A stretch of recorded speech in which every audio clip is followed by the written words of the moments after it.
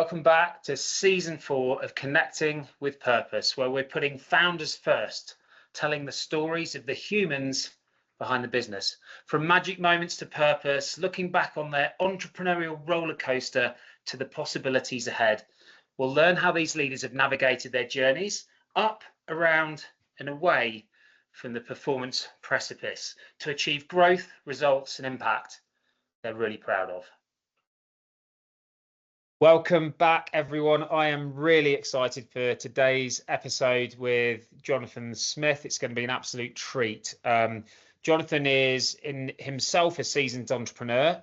He's an author, he's a business strategist. He's one of the world's top EOS implementers, if not the top, but I couldn't find any rankings.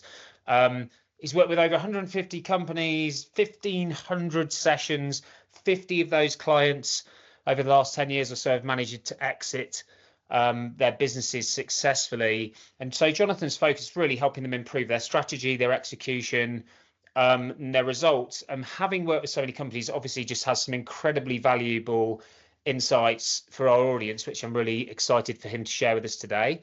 He's also interestingly a negotiations trainer with the Black Swan Group. Some of you may have heard of that, which was made sort of famous by the FBI negotiations hostage negotiator Chris Voss, who I've listened to a number of podcasts with. And aligned with that, Jonathan's currently nearly completing, I believe pre-sales are starting even maybe this month, a book with Derek Gaunt called Fight Less, Win More, which is all about the value of negotiations in sort of winning hearts, minds, and getting things done. And so combining those two lenses is going to be incredibly powerful for our audience, and that's why I'm really excited to welcome Jonathan. Thank you for joining us on season 4 of Connecting with Purpose. Yeah, thanks for having me, Mark. Looking forward to it. Let's dive in. Magic moments. Most of our audience knows this. They're the 10 out of 10 moments that with the benefit of time, when you look back on them, you're like, yeah, if I had to give them a score, they would get a 10 out of 10. They might have been an incredible experience. They could have actually been an incredible challenge or even a trauma that you had to overcome. So the reason for your score is how you reacted in the moment, or how you're responding to whatever was going on in the moment, and what impact did that have that came next. So 3-part question. If you look back as far as you want to go, and what would be 3 magic moments that you think have kind of defined your journey? What was it about them that made the magic? And if you had to give each of them a name, what would you call them? Boom. Well, I'll start with sports because I know how you like sports. So I played football in high school and college, actually since I was a little kid. And in high school, I had an opportunity where I was a defensive tackle. I was so aggressive on the defensive line. I rushed past the offensive tackle, grabbed the ball from the quarterback, and ended up running for a touchdown before the quarterback could hand the ball off to the running back. So that is my magic moment in football. It's sort of the one I remember from high school best. And that opportunity was just all about, I was actually playing against someone who was much more capable than I. He probably ended up as a Division I recruit. I was a Division III recruit, but I just wanted it more than he did. And I ended up in the end zone. So what do you call that? Sheer will. Sheer will to win. Will. Just driven to win. Yeah, love it. Love it. All right, we'll dive into each of these afterwards. So that's the first one. Brilliant. Great way to kick off. What's number 2? Number 2, I was working for JP Morgan in New York City with a job that everyone who I knew thought was, I heard a lot of people say that was their dream job. I was sitting in the lobby. It was like 6 o'clock and everyone was kind of rolling out of the building. And I'm like, how come there's no one who's over 40 rolling out of the building? The only people who are over 40 rolling out of the building are going down the elevator to their limousine. So what game are we playing? I felt like that was Logan's Run. Yeah, Logan's Run was a show where no one lived over 30. Crazy.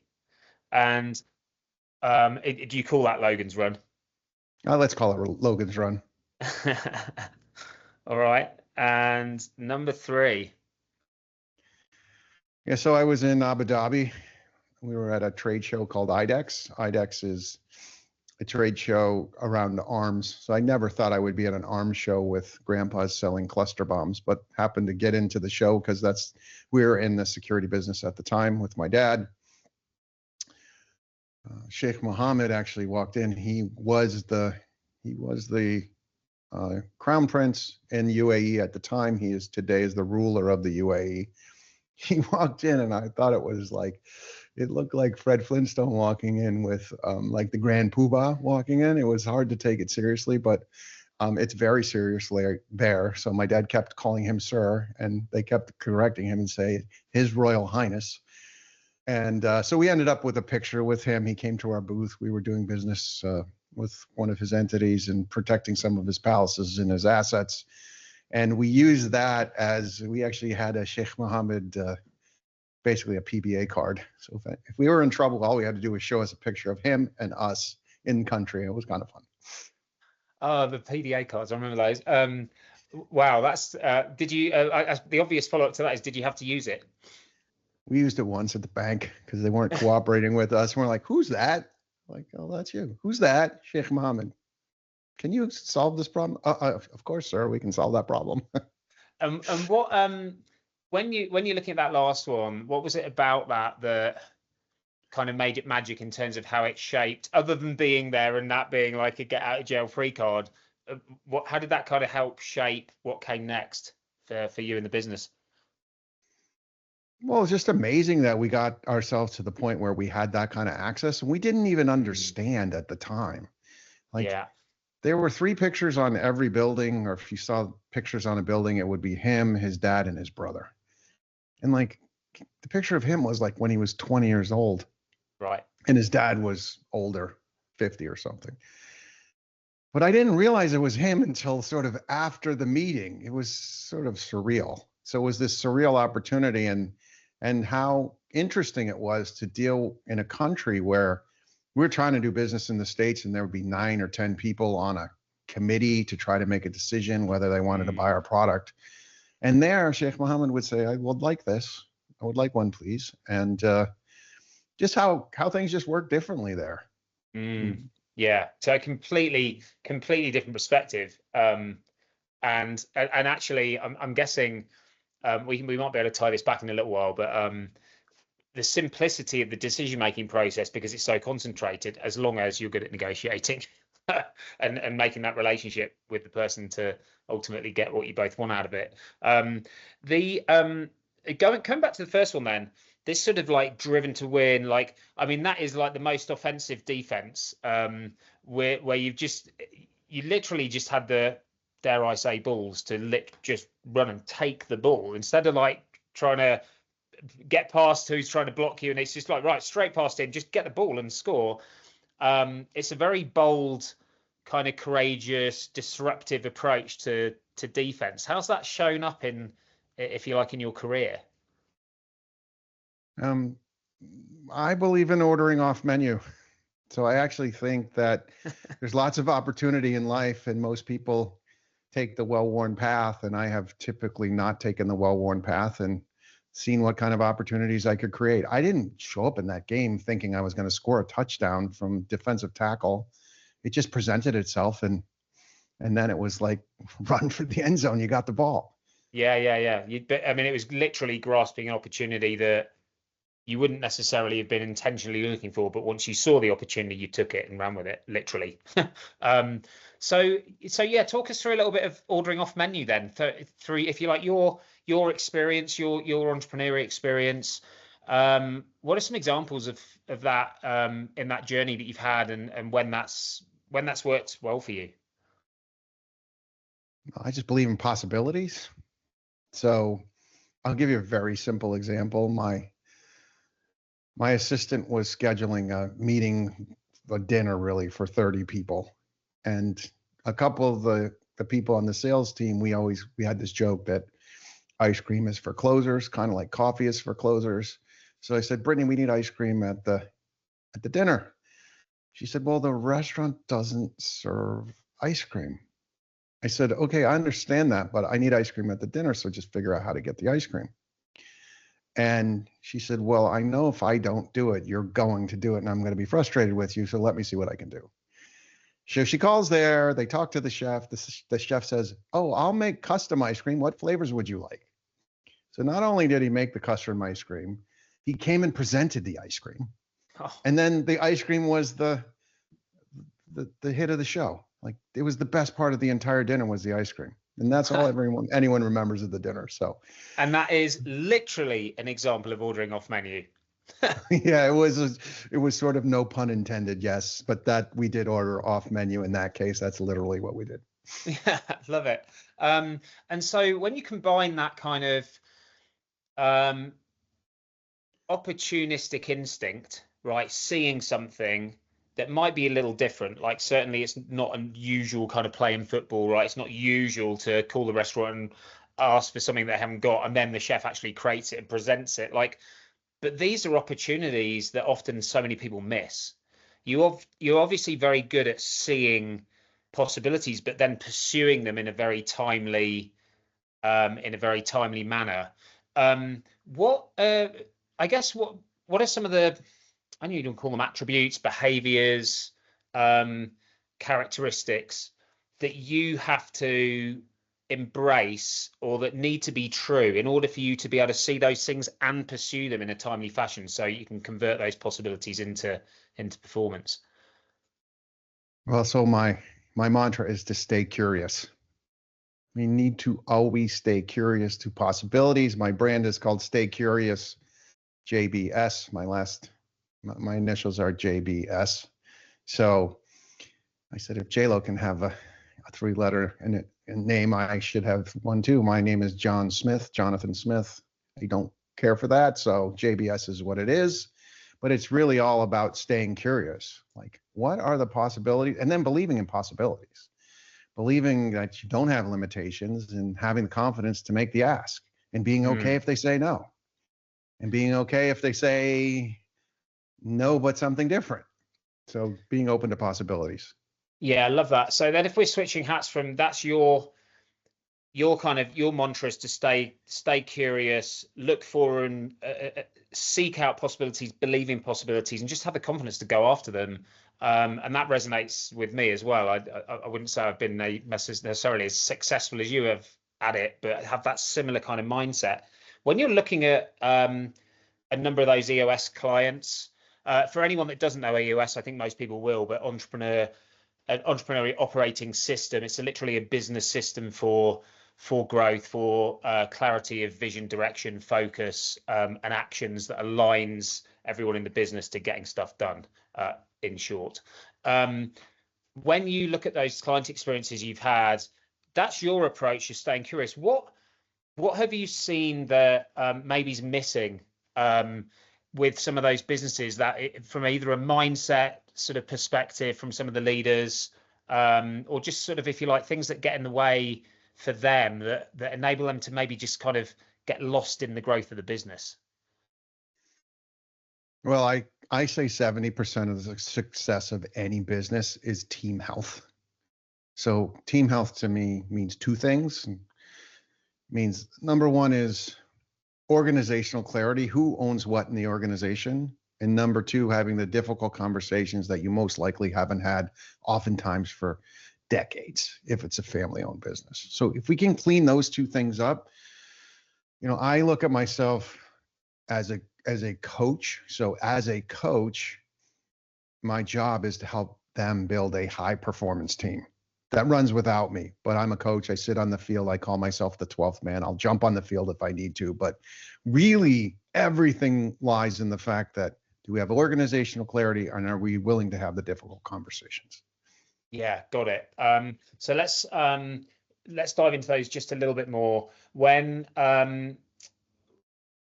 you have seen businesses stumbling or spinning wheels or drifting, but everyone's working really hard, but they're just not making the traction, they're not making the progress, they're not building momentum. What are some examples that you've seen that just like where that clarity doesn't exist? Like, what was missing? Well, we have a model, an EOS model, and we basically say there's 136 issues in your business that you're facing, and they just boil down to 1 of 6 key components. And they don't all happen at the same time. So vision, where are we going 5 to 10 years from now? Does everyone know what we're doing? Does everyone know what their role is in making that happen? Do they believe in making that happen? People, we don't have the right people in the right seats. We put up with the salesperson who, is a great salesperson and makes everyone crazy. Data, a lot of my clients, the smaller ones, they don't have their arms around the data. If we don't have our arms around the data doesn't lie. So to the extent we can get the data right, we can move the business forward. Issues, if we don't compartmentalize and prioritize issues, meaning like, okay, what issue are we doing this week? What issue are we doing this month? What issue are we doing this quarter? What issue are we doing this year? What issue are we just never going to do? And just like let it go. Process, it needs to be documented and followed by all. Like get everyone doing it their own way is not going to work, especially as we get bigger. And then the last piece is traction. So what are we doing in the next 90 days to move yourself forward towards that vision and making sure we have a functional, cohesive leadership team to go make sure we can get there. And when we start EOS, we say 100% strong in those 6 key components: vision, people, data, issues, process, traction is utopia. It happens on a Monday before the phone rings and someone calls out sick. The goal is for us to get you to 80+% strong in those components. And then with that, I always just say, like, let's just be your best. Accept the fact that you are wherever you are today, and you're going to get 5% better this quarter. You're not going to get 100% better this quarter. Yeah. So incremental growth. No, I 100%. Those 6, they're different levels of absolute clarity, direction, and people understanding their contributions to moving those things forward. And between those 6 things, I can see in most businesses how there's always going to be a couple of them at minimum that need a good amount of work to really align those contributions with clarity to where people are trying to go. And I guess the difficult conversation piece pays big time into the people piece, right people in the right seats doing the right things at the right time. But actually it's probably woven throughout a little bit because you've got to have some difficult conversations off the back of the data sometimes. Sometimes there's some difficult conversations that have to come into place to get rid of a process or reinvent or change a process that's been in place for a long time. What are some of the things you've seen that kind of are barriers to or preventers of people having those difficult conversations? They don't have, I say not in enough pain. They're not in enough pain to go have the conversation because they're making too much money right now. They don't want to upset the apple cart. That's one. They don't want to have a bad Thanksgiving or Christmas or Hanukkah or whatever. So they don't want to tell their cousin that their kid is ugly or whatever that would be. They don't know how to have a difficult conversation. So they haven't had one. They haven't had it modeled for them. So they don't know how to have the conversation. Some of them have there's this thing called the Johari window. Some of them don't even know they have a problem. So it's a blind spot for them. Yeah, right. So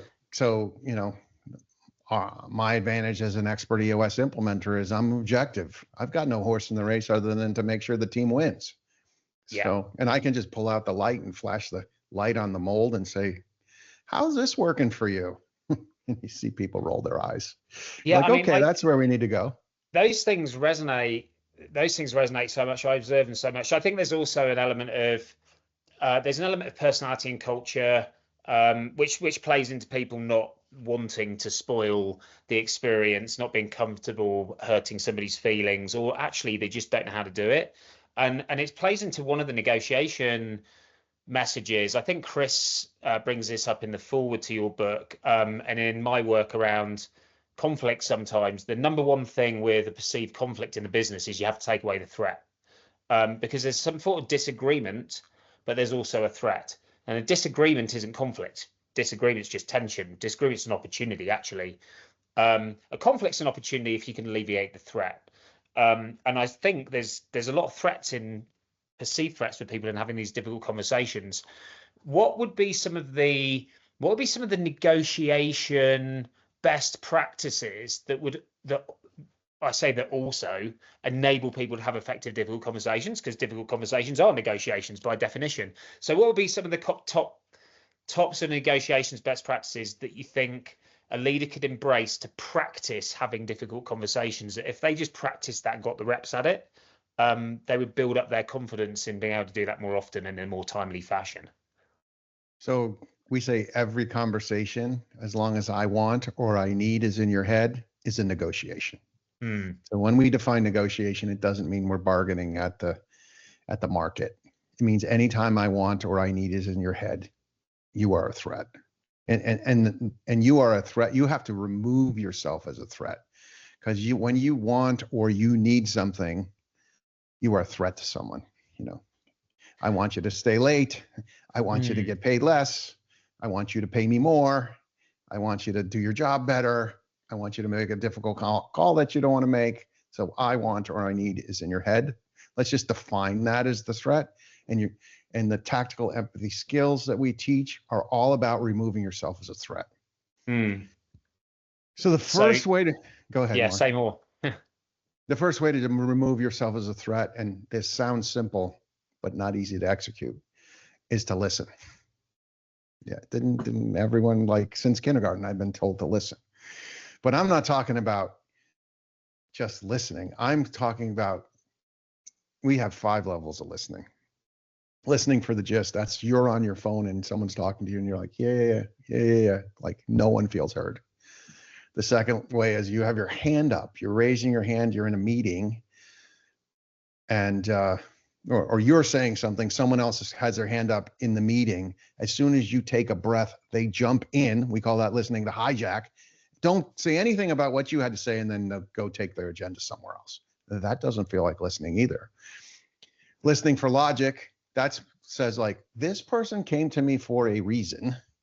I'm not sure why, but if I can logically understand that, you know, they have a crisis at home, they're short on their budget, they are afraid to make a call, whatever their logical reason is to coming to you, and you can listen to them and they can genuinely feel heard by you, you're starting to remove yourself as a threat.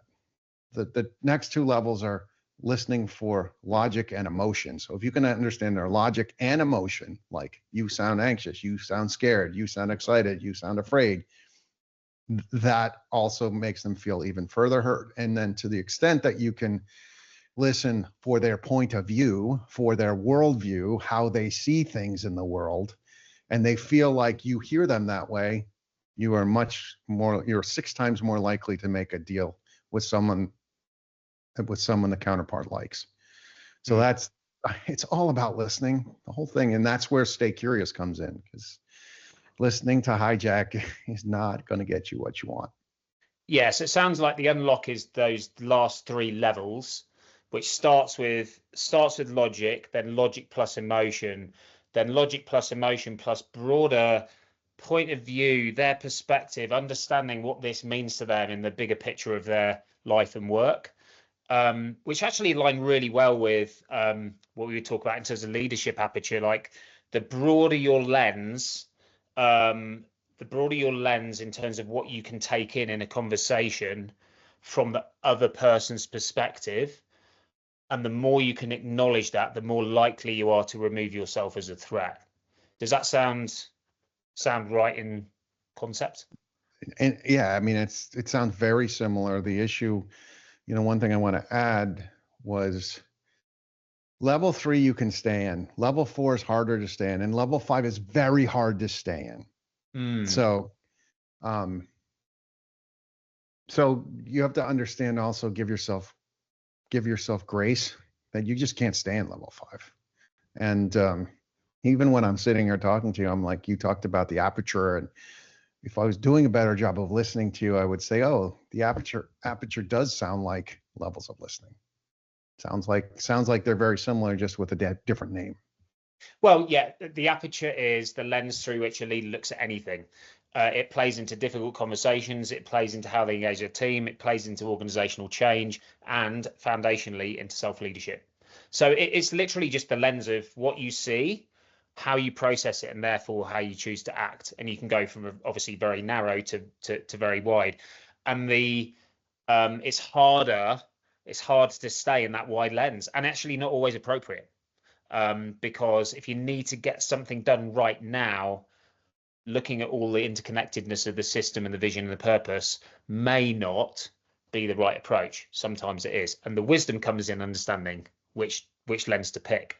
So when you're looking at these sort of, you're trying to disarm people, you're really listening, you're aiming to at least be in the logic space and tap into their emotions. What can you give us like either an example of when you've seen that done really well, or conversely, like just why aren't people able to do that? What is it that's hard about doing that?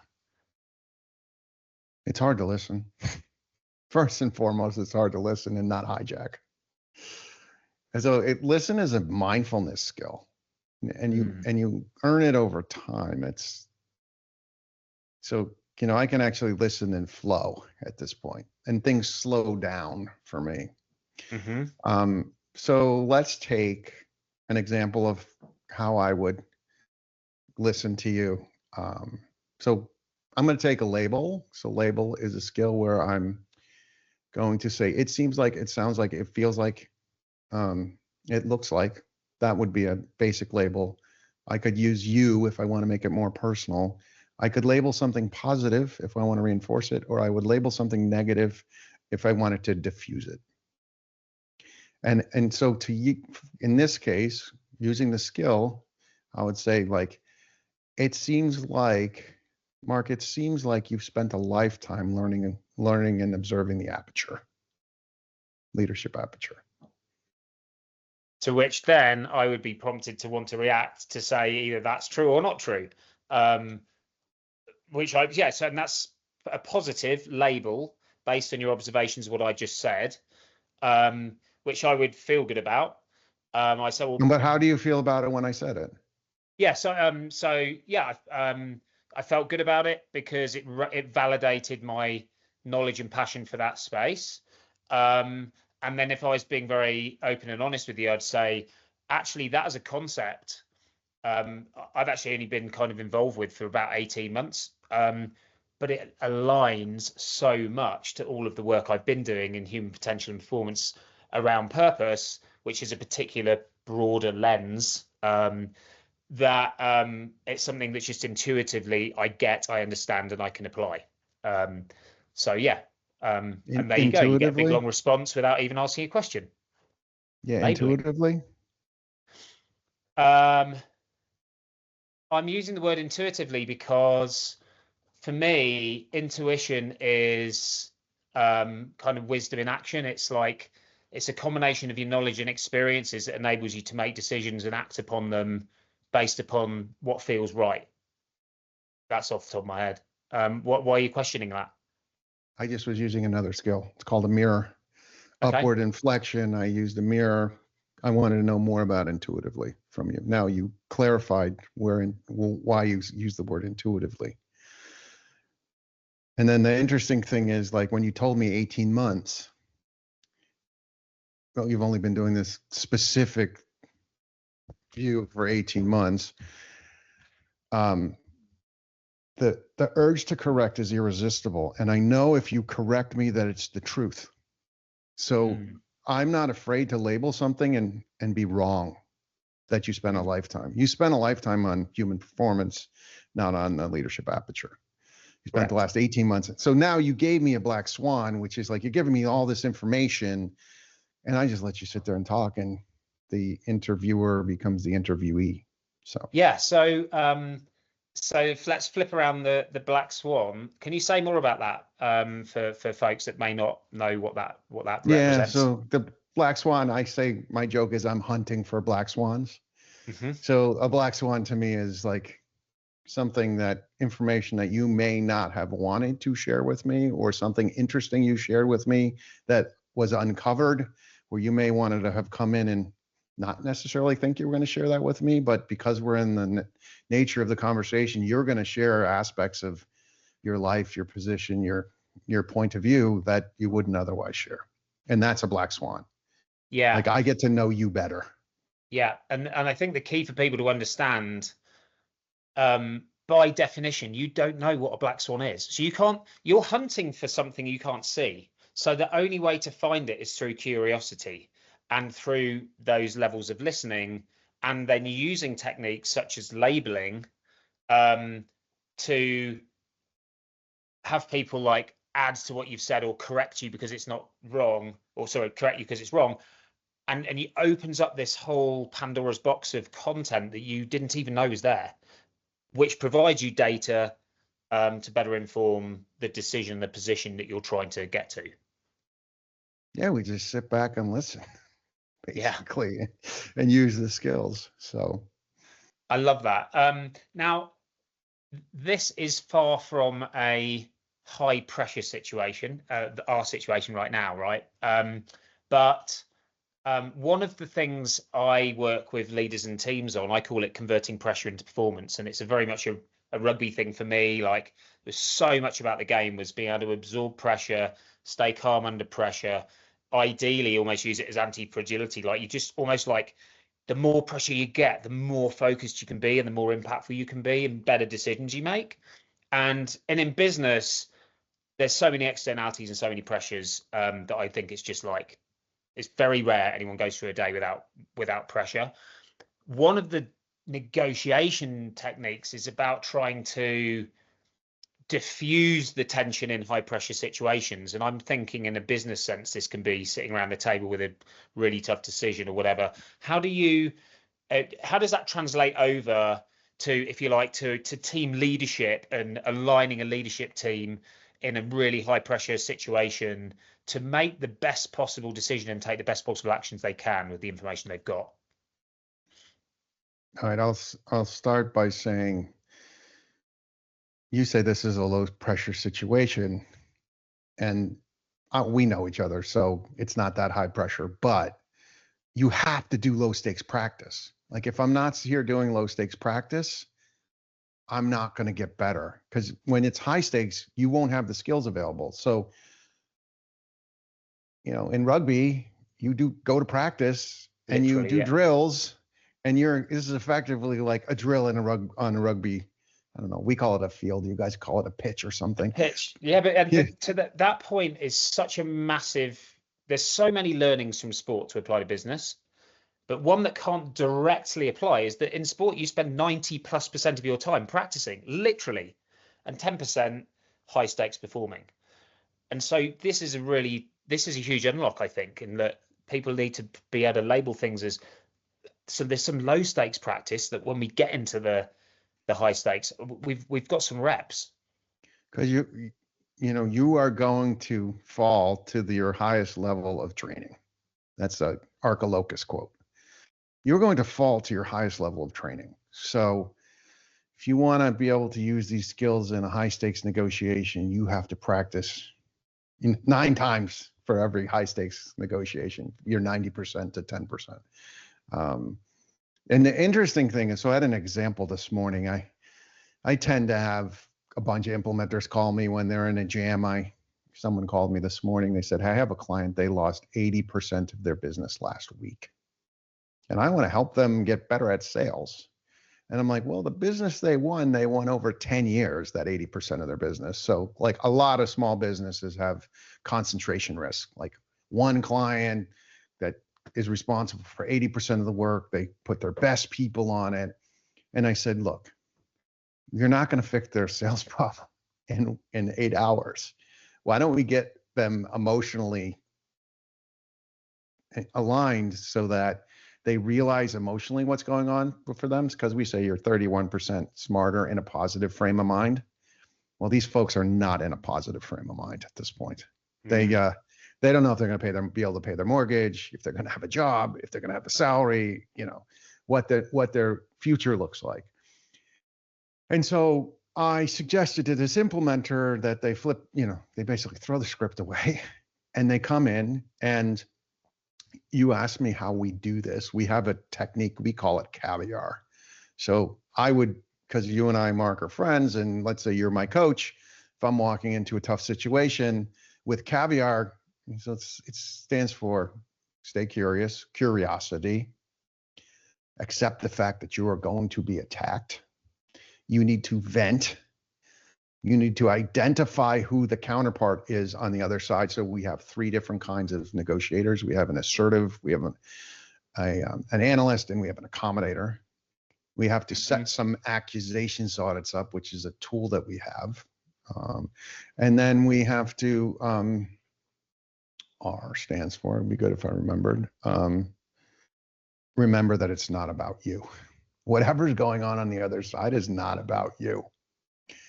And so if I'm going to a really tough, high stakes negotiation, I do caviar with one of my coaches, one of my friends, one of my colleagues, one of my, someone, because what happens is you can say whatever you want in front of these people. You just don't want it to pop out sideways when you're in front of someone else. We call in the law enforcement, they call it spontaneous utterance. You don't want a spontaneous utterance coming out of something you don't want to share. So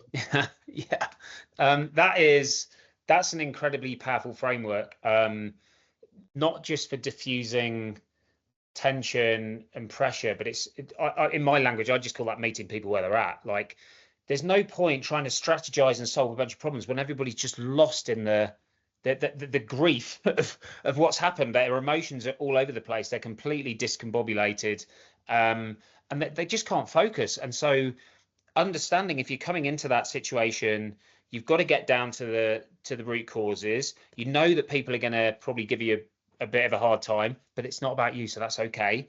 And they need to vent to just get that emotion out. And from there, you can start to identify the right sort of techniques to get them aligned and in a mindset where they can start to think about rebuilding. And I think where this aligns on a day-to-day basis, because that is a massive, like, catastrophic change in a business. But on a day-to-day basis, I think this exists.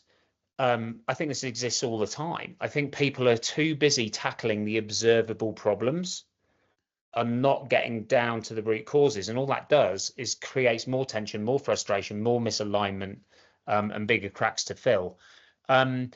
When you just one more kind of perspective on, if you like, the EOS kind of clients that you've worked with on a day-to-day basis, what are the top 2 to 3 missing things that if a leader focused on, they would get their team performing what I call, they become an ultimate team, like performing the best imaginable selves? What are the top 2 to 3 things they should focus on? Well, we have the EOS model, which I talked about earlier, and it's like whack-a-mole. So depending on which team I'm dealing with, it's the whack-a-mole is going to determine where we're looking. We have like typically 5 frustrations that people have. They have people, like there's something wrong with their people. Make one great people move this quarter. Process. Like, no one's following it. We don't know what it is. Everything, we don't have quality because we don't have process. So get your arms around the process. Profit. Oftentimes there's not enough. So why are you accepting the fact that everyone gets paid except for you, the owner? Because everyone thinks the owner's rich. That's sometimes the case, but not always. Then we say, you've tried lots of things. So you've tried lots of things, and then people say, oh, this is just like flavor of the month. And nothing seems to be working. These are like our 5 frustrations. And the idea is, how do you use the EOS model to address those 5 frustrations? Got it. Yeah. So my work, I use a bunch of P's as well in terms of team alignment. So you go from kind of from purpose to possibilities to priorities to then the specifics of the people, which are the positions like they're playing, to then the principles that guide the best self behaviors on the team. They support each other and hold each other accountable to, and then actual practices and processes that are intertwined. The processes, the enablers, the practices, the things that they do on a daily basis to put these things into perspective. And nearly often there's multiple ones of those missing. And it's a system, right? Because they're humans that are getting this stuff done. So I want to quickly pull this back. I want to tag into your purpose, and then just have you talk a little bit about the book and some of the things that you're excited about, some of the possibilities ahead. But from the conversation we've had, and when you kind of look back on your journey, I think I said in the beginning, like, you know, your passion is about really helping people to unlock to be able to achieve things they thought maybe were impossible. How have you found your purpose kind of play into your journey, whether just implicitly or actually explicitly, like you've been very clear on what that is and used it as a filter and a kind of a barometer for what you do and how you feel? Yeah, at this point, I'm pretty clear. Like, I use a filter. Is it easy, lucrative, and fun to work with these people? Or is it hard, annoying, lame, and frustrating? And I literally will just go like, that's hard, annoying, lame, and frustrating. I'm not doing it at this point. And I've put myself in a position where I can make those decisions, fortunately. But even with, I was dealing with the Fortune 500 the other day, and I'm like, if I don't have an executive sponsor on the team who's going to run the politics and make sure that our proof of concept is going to work and not get killed by someone else on the executive team, we're not interested in doing this project. And I'm at the point where, and I'm talking about, you know, Fortune 500 company. So to have the confidence and the clarity that that's how I want to live my life. And I'm like, it needs to be easy, lucrative, and fun. I can change your business, but you guys have to work with me and help run interference on the politics and the bureaucracy. I mean, which that just speaks to not just the importance of leadership modeling, but leadership sponsorship. Like there's no value in running a program as good as the program is without an influential executive sponsor that actually genuinely wants it to succeed. And yeah, I think that's one of the things you see a lot, actually. So let's bring it back to you. Couple of last little sections. The first one's really around just sort of looking ahead, possibilities. What are you what's off in the future? What are you most excited about right now? Well, this new book called Fight Less, Win More. It's the missing manual for Never Split the Difference. That's Chris Voss's book. That's sold 5 million copies globally. And the idea with that book is, what we found is people want to know and learn. They want to know how to earn the skills. How do I have the skills at my fingertips, as if I speak the language, as opposed to I did Duolingo and I could tell you what a label is or a mirror is, but I can't execute in the moment. So the interesting thing is that I am not a hostage negotiator. I did not grow up as a hostage negotiator. I am an entrepreneur who happened to enjoy the skills. Chris is my EOS client. And I said, well, I'm actually the practitioner of the skills. So sometimes I do the skills differently. Like you saw how I used the label on you and asked you how it felt. That's not how a hostage negotiator would do it. But I've found that's a great way to teach people, because if they can feel it, they can own it. Yeah, love that. So, and when's the book going to be available, folks? So I think I have the exact date for the launch. It's like going to be like January 13th for the official launch. The pre-sales should be either at the end of this month and early next month, but there'll be pre-sales on Amazon. Then the book will be in the warehouse October 17th. So we'll have 10,000 copies there October 17th. Awesome. I'm super excited to read it, because of everything that I would be proud of myself about, it's being able to convert the energy and the ability to connect with people into very practical, implementable skills, so that you can just get stuff done. And so those sorts of books particularly resonate with me, because you want to be able to learn and act on what you've learned, ideally like the same day, right? And then you can practice and get better at it. So really excited for that, and thank you for sharing. So our last little piece is always around sort of, I call it playing advantage, which is a rugby thing. Just a couple of quick fire questions. You've probably alluded to this first one, actually, but if you had to pick 3 words only to describe you and your absolute best, what would those 3 words be? I would say driven. super driven, super focused, and I love to build teams. So I always want to be on a team because I think we win together. That's what I want. Super driven, focused, and team builder. Build the team, because that's where, did you say it was 80% of success in business was from? So I think it's about 70% of is team health. Like if I can we can build a high performance team together. We can do anything. Yeah. And we can have all the resources in the world and not have a good team, and it won't work.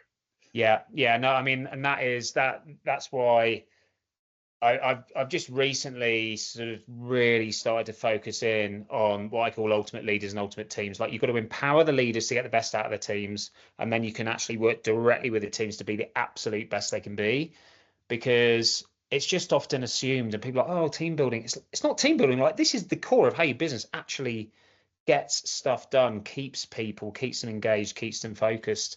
So you make the best decisions, you execute more effectively, you grow more effectively, and importantly, you keep the people in the process, right? The people are energized, they want to stay. And so that's a key piece. And then the second part's impact.